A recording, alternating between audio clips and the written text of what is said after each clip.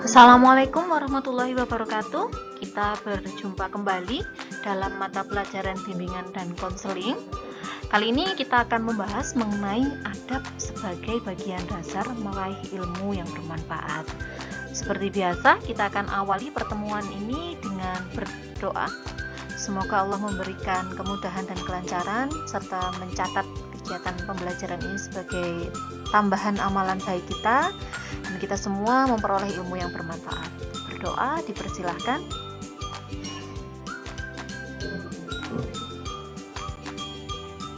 Sebelum kita masuk kepada materi, saya ingin mengingatkan kembali untuk tunggakan tugas-tugasnya sampean.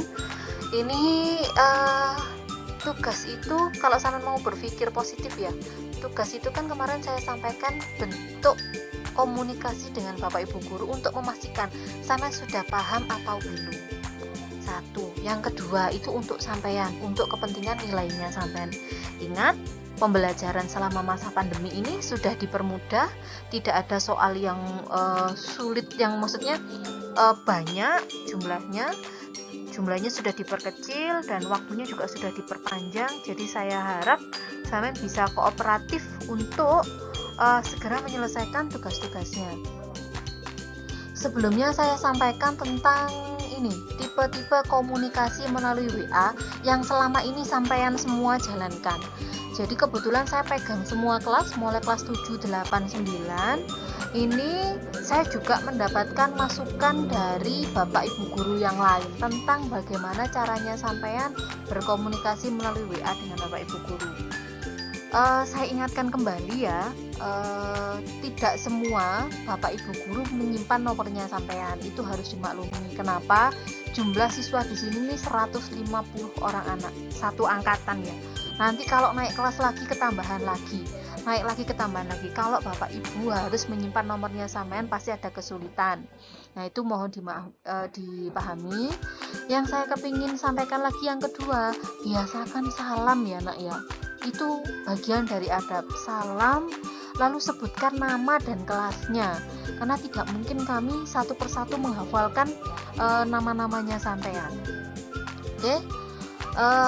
Ada 3 tipe yang umum di sini. Satu, pasif, tidak merespon sama sekali. Ini yang kadang-kadang kami bertanya-tanya, ini maksudnya apa ya? Ada yang ketika di WA itu di-read aja enggak, boro-boro balas gitu ya, di-read aja enggak. Ada lagi yang di-read saja, setelah itu diabaikan. Ada juga yang di-read, tugasnya dikerjakan tapi enggak konfirmasi. Nah itu yang berat. Ini paling berat lagi adalah yang pasif, tidak direspon. Bapak Ibu Guru telepon juga tidak bisa, WA juga tidak direspon. Nah, terus kami harus lewat mana kalau mau komunikasi dengan sampean? Itu. Yang kedua, ada yang tipe memaksa. Jadi ngirim WA itu tidak lihat waktu, sudah dikasih tahu deadline-nya jam sekian. Bener deadline-nya itu malam, sampean tidak apa-apa WA malam Bapak Ibu saya sudah upload, tidak masalah. Tapi tidak memaksa untuk dibalas pada saat itu juga. Nah, ingat ya, Bapak Ibu juga punya kesibukan yang lain. Jadi ketika sampean sudah disiapkan waktu jam sekian sampai jam sekian, itu maksimalkan untuk komunikasi. Ada lagi tipenya seperti ini. Saya sudah kirim di GCR, tolong dicek ya. Oke. Kita kembali lagi. Berkomunikasi yang baik itu adalah tahu lawan bicaranya siapa, sekalipun lewat WA yang dikirimi WA siapa. Jadi tidak ada nama, tidak ada salam, tahu-tahu sudah saya upload, tolong dicek. Nah itu kesannya seolah-olah menyuruh Bapak Ibu Guru. Nah itu ada lagi tipe yang ketiga. Tipe yang ketiga ini yang menurut saya mendekati boleh diimplementasikan gitu. Merespon sesuai instruksi. Jadi kapan harus disuruh jawab yang jawab, kapan harus diam.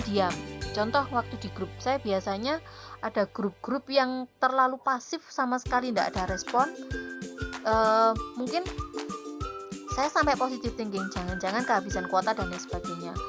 Ada lagi grup itu yang luar biasa. Jadi kami masih menjelaskan sudah istilahnya mungkin saking semangatnya ya.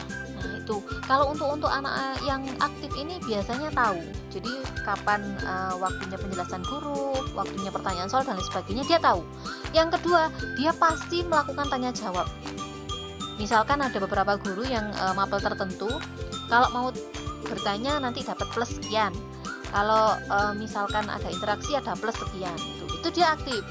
Nah, berikutnya mengirim pesan dengan memperhatikan waktu. Sekalipun sudah mengumpulkan tengah malam, GCR itu ada catatan waktunya, jadi sampai tidak usah khawatir gitu. Misalkan sampai mengumpulkan menguploadnya itu batasnya jam 2 siang, sampai kirim jam setengah 2, tapi baru ingat nanti jam 4 sore sampai baru konfirmasi untuk mengumpulkan.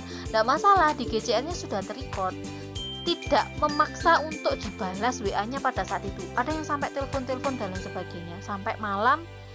Bapak Ibu guru juga perlu melakukan hal-hal yang lain. Ini yang disebut dengan toleransi.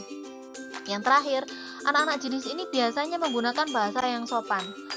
Sehari WA 3 kali, dia juga akan menyampaikan salam dan menutupnya juga dengan terima kasih. Saya tidak akan menyebutkan nama-namanya, siapa yang tipikal pasif, memaksa atau aktif, dikoreksi dirinya masing-masing.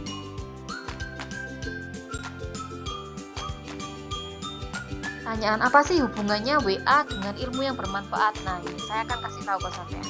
Kalau pernah melihat di tulisan-tulisan atau mendengar perkataan ini, tidak akan bermanfaat sebuah ilmu jika di dalamnya terdapat murid yang menyakiti hati gurunya. Ini ada sebuah hadis yang menyatakan saking pentingnya untuk menghormati gurunya. Adab dulu sebelum ilmu. Contoh-contoh adab itu adalah sopan santun yang dilakukan oleh guru lah.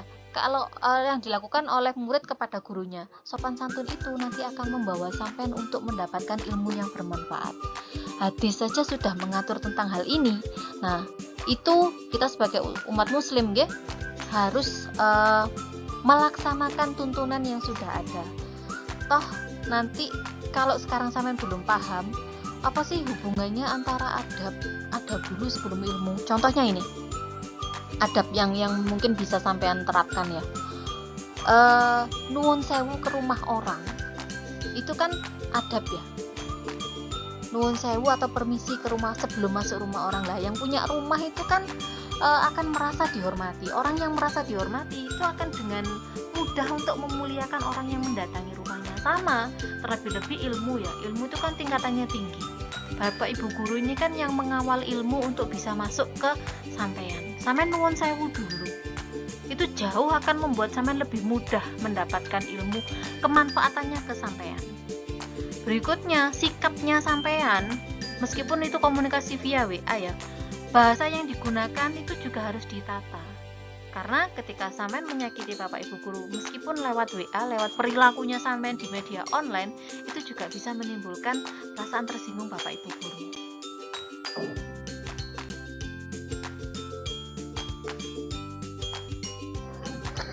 Oke, kita geser ke sini.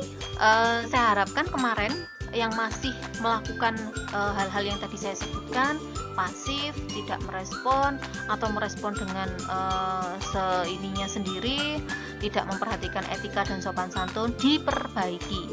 Kekuatan memperbaiki itu hanya dimiliki oleh orang-orang yang pemberani. Saya yakin sampean semua adalah orang yang berani mengakui kesalahan. Untuk apa? Untuk diperbaiki. Satu, introspeksi, cek lagi yang biasa bahasanya di WA kepada Bapak Ibu guru tidak sopan, diperbaiki. Yang biasa tidak mengucapkan salam, mau ujuk-ujuk langsung, silakan dilihat GCR-nya, saya sudah kumpulkan. Nah, itu juga dicek kembali.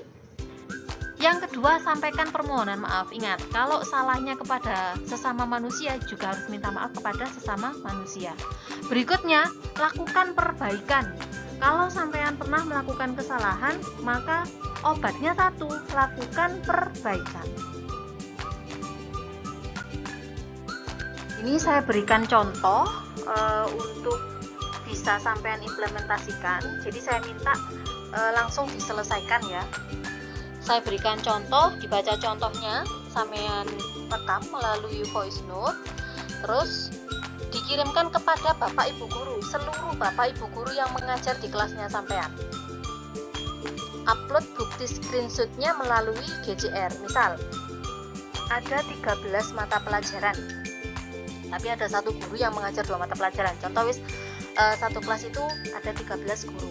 Jadi rekaman voice note-nya dikirim kepada 13 guru tersebut, screenshot hasil WA-nya sampean, di-upload di GCR.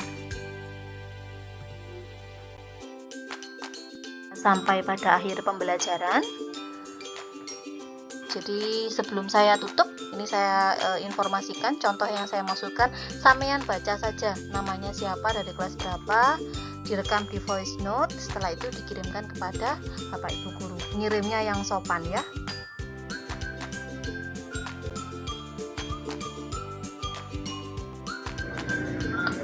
Ingat, tingkatan tertinggi tercapainya sebuah pendidikan adalah adanya ilmu yang bermanfaat dalam kehidupan.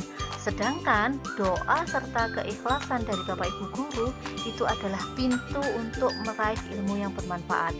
Saya tekankan lagi poin untuk adab dulu sebelum ilmu, adab yang harus sampean miliki, yang harus sampean amalkan ketika ingin memperoleh ilmu yang bermanfaat. Dihormati gurunya, diminta doanya, agar apa? Ilmu yang sampean peroleh bermanfaat. Sekian untuk pertemuan kali ini.